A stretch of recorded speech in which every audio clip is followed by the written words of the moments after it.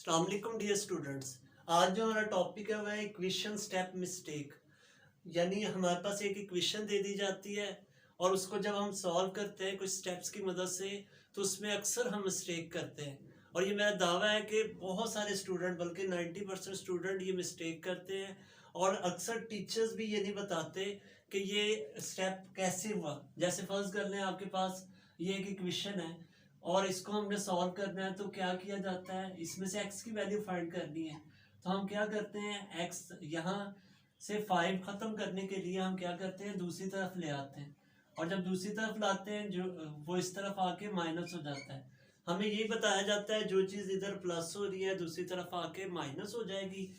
फिर हम इन दोनों को माइनस करते हैं, उसके बाद क्या करते हैं, 2 इसके साथ मल्टीप्लाई है, जब हम इसको दूसरी तरफ लेके आते हैं तो इस तरफ आके डिवाइड होता है और हमारे पास आंसर आ जाता है। लेकिन आज मैं आपको ये हैरानगी की बात बताने जा रहा हूँ, ये स्टेप सारे रॉन्ग है। और जो भी ये कहते हैं कि ये इस तरफ आके माइनस हो गया, ये इधर आके डिवाइड हो गया, गलत है। तो आज मैं आप लोगों को यही मिस्टेक्स क्लियर करवाने के लिए जा रहा हूँ कि मैथ में याद रखिएगा, जब भी कोई स्टेप किया जाता है उसके पीछे कोई ना कोई रीज़न होती है। तो आज वही रीजंस मैं आप लोगों को बताने जा रहा हूँ।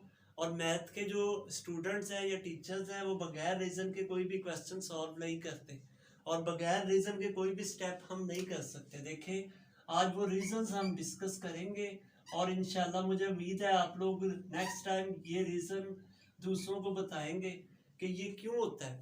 अब देखें, जब हम असल में जो सबसे पहले इस बात को समझ लें, जो इक्वेशन है वो क्या है। इक्वेशन जिसको हम उर्दू में कहते हैं मसावात, बराबर, बैलेंस। आप देखें, फर्ज कर लें आपके पास एक तराजू, तो आप क्या करते हैं, जब उसके एक पलड़े में फर्ज करें 2 kg का बाट रखते हैं, तो आप क्या होगा कि दूसरी साइड पे अगर कुछ नहीं रखते तो वो तराजू अनबैलेंस हो जाएगा। तो हमें क्या करना पड़ेगा, अगर हमने उसके एक पलड़े में 2 kg का बाट रखा है तो हमें दूसरे पलड़े में भी बैलेंस रखने के लिए 2 kg का ही बाट रखना पड़ेगा ताकि बैलेंस एक जैसा रहे। अब हमें इक्वेशन भी ऐसी ही एक चीज़ है कि जब हम इसमें कोई चीज़ रखते हैं या निकालते हैं तो हमें दोनों तरफ बैलेंस करना पड़ता है।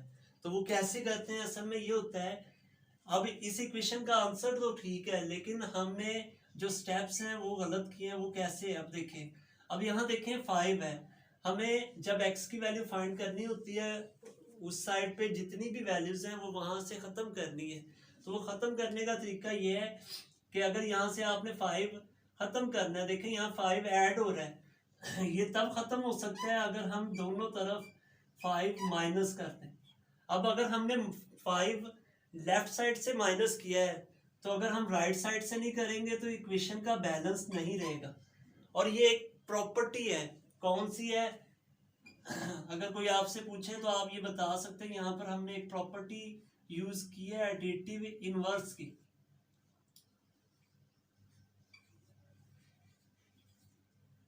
तो अब देखें, ये वाला 5 के साथ कैंसिल हो जाता है, जिसे हम कहते हैं कि यहाँ से इस तरफ लेके आए तो माइनस हो गया।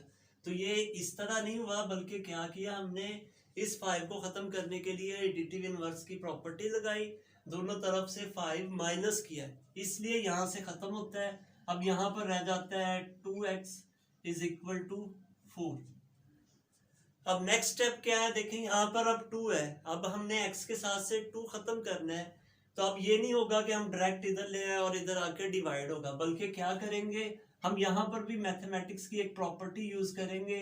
वो ये है कि आप दोनों तरफ 2 पर डिवाइड करेंगे, जिसे कहते हैं मल्टीप्लिकेटिव इनवर्स।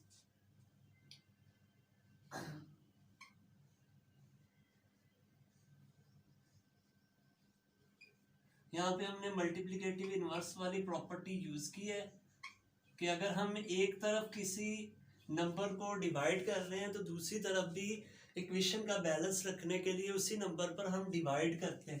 तो देखिए यहाँ से 2 के साथ कैंसिल हो जाते हैं और 4 को जब हम 2 के साथ डिवाइड करते हैं तो हमारा आंसर 2 आता है। बेशक आंसर सेम आए हैं लेकिन जो आपने कहा इसमें वो बिल्कुल रॉन्ग है। बिल्कुल आप इसी स्टेप्स की मदद से और इन रूल्स की मदद से इस इक्वेशन को सॉल्व करते हैं। नेक्स्ट टाइम मैं उम्मीद करता हूँ कि आप लोग डायरेक्ट ऐसे नहीं कहेंगे कि ये इस तरफ आया तो माइनस हो गया, बल्कि आप उसके लिए पीछे रीज़न भी बच्चों को बताएंगे। Thank you.